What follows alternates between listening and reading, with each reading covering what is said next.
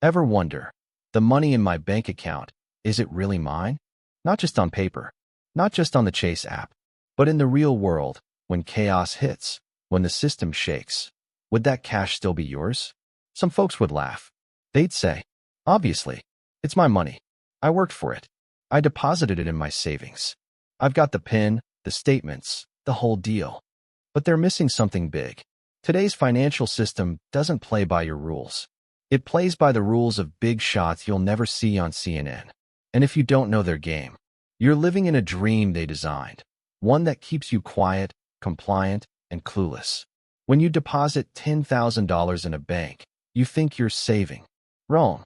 You just handed control to a system that's not your friend. Banks don't hold your money. They borrow it, lend it, invest it, or gamble it on risky bets. Thanks to something called fractional reserve banking, they might only keep 10% of your cash on hand. The rest? It's out there, making them rich. Never heard of that. No shock. They don't teach this in school, college, or on the nightly news. That's why this video exists. I'm not here to scare you. I'm here to wake you up. If you're in America, working hard, depositing checks into Wells Fargo or Bank of America, it's time to pause and ask, am I really in charge of my money? Or am I just feeding a machine that's bleeding me dry? In the next 15 minutes, I'll reveal secrets banks pray you never learn. Truths about banks, your assets, and how, without knowing it, you're stuck in a cycle that keeps you broke, even if your paycheck grows. I'll expose 7 dangerous traps no one warned you about. 7 truths that'll make you see banks in a whole new light. But first, picture this. You wake up one morning. Your phone's banking app shows $0. You call the bank. They mumble, "System error, please hold." 3 days later, you can't touch a dime. No answers, just excuses. Then you hear, the banking system's frozen to save the economy. This isn't a movie. It happened in Argentina, Lebanon, Greece. It can happen here, in the US. To you, this isn't a scare tactic. It's a reality check. When a crisis hits, it doesn't send a warning text.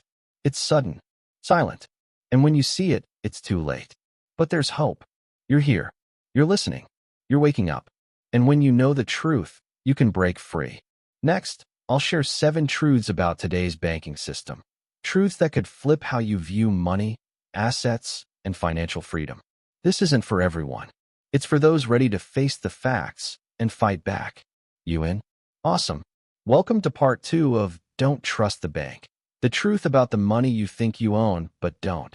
Here comes 7 financial truths about banks. Each one a wake-up call to shatter what you've been taught.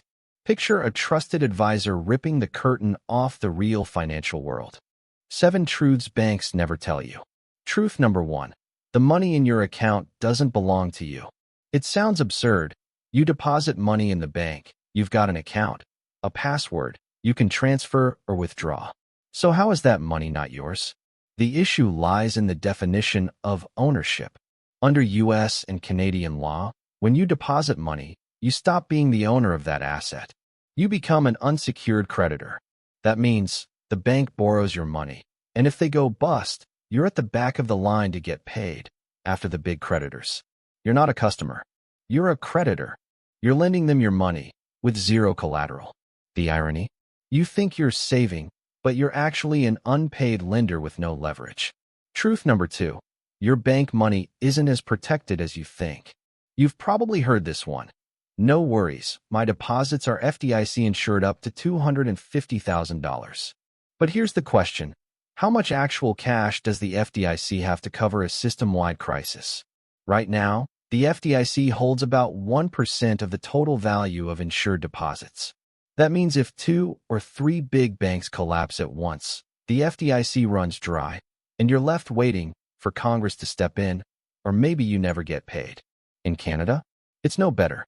The CDSC has similar limits and can't handle mass withdrawals either. Bank insurance sounds safe, but it's just a mask hiding the system's fragile core. Truth number 3. Banks create money out of thin air. You think money is real, backed by gold or tangible assets. Wrong. Most money in today's economy doesn't come from the government. It comes from commercial banks, through lending. Every time a bank issues credit, like a home loan, they don't take money from somewhere. They type a number into the system, and poof, money appears. This system, called fractional reserve banking, means banks only need to keep a tiny fraction, often 0 to 10%, of deposits on hand, while the rest is created from trust. So when you borrow $100,000 for a house, most of that money didn't exist before you signed. They create money. You carry real debt. An unfair trade, but totally legal. Truth number 4. Your assets can be frozen anytime. Think account freezes only happen in authoritarian regimes. Wrong. In 2022, in Canada, a free country, hundreds of bank accounts were frozen without a court order, just because people joined protests against government policies. It took a few clicks. A centralized banking system means they can lock your assets with a single administrative decision. No notice, no solid reason. And if you don't fit their standards, you could be cut off from the system silently. Truth number 5. Banks profit from your ignorance. Ever noticed those account maintenance fees, early withdrawal penalties, late fees, or international transaction charges? Banks don't just make money from lending. They cash in on your carelessness and lack of knowledge. And they invest heavily to keep you in the dark. Complicated websites. 15-page contracts packed with jargon. Advisors trained to steer you toward safe options that benefit the bank, not you. They don't need you to understand everything. They just need your trust. And that's enough to make you their passive income stream. Truth number 6. The banking system thrives on your fear. Pay attention to how banks talk to you. Keep your money in the bank. It's safe. Saving is the best way to secure your future. Investing outside is risky. All half true. They don't encourage you to buy physical gold, push you to invest in land, or support you learning to invest on your own. Why? The less you know about real assets, the more you hand over to the bank. And the more money in their vaults, the more leverage and power they hold. The system feeds on your fear and your compliance. Truth number 7. Financial freedom doesn't start at the bank. Here's a bitter truth few dare admit. You'll never get rich by saving in a bank. With today's interest rates, after inflation, you're actually losing money every year, even if your account balance creeps up. Meanwhile, real assets, land, precious metals, businesses, strong stocks, keep growing in value over time. The bank isn't where you build wealth. It's where you park money temporarily, and it should be a tiny part of your financial plan. If you truly want to get rich, you have to learn to step outside the system. Not abandon it entirely, but stand apart from it and use it to your advantage. You know the truth now. So what's next? How do you avoid becoming a financial victim in the next 10 years? Want me to dive into part 3 right now? Awesome. Here's part 3, the conclusion of the video. Don't trust the bank. The truth about the money you think you own but don't. What now? How to protect your assets from being silently taken. You might be sitting there, still a bit shocked. Maybe angry. Skeptical. Maybe you're thinking, if everything I've been taught about money is wrong, who can I even trust? That question, that's exactly what you need to hold on to. Because the moment you start questioning what everyone does, you're no longer a sheep. You've started to become the true guardian of your wealth. Here's the harshest truth. Most people don't own anything. They think they own the money in their bank. They don't. They think they own their house, but miss a few years of property taxes, and the government can seize it. They think they own stocks, but if the stock exchange freezes, they lose access instantly. They think they own freedom, but that freedom only lasts until the system says otherwise. So what do? What do you hold on to that can't be taken away? 1.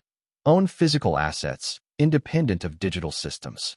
Physical gold, physical silver, not ETFs, not paper promises. Real gold, real silver. Easy to store, impossible to destroy. Land, you can't print more. You can't hack it. And if you buy in the right place, it shields you from inflation like a steel wall. Profit-producing assets, a garden that grows food. Rental properties, a personal business. Things you control completely. 2. Build wealth inside your mind.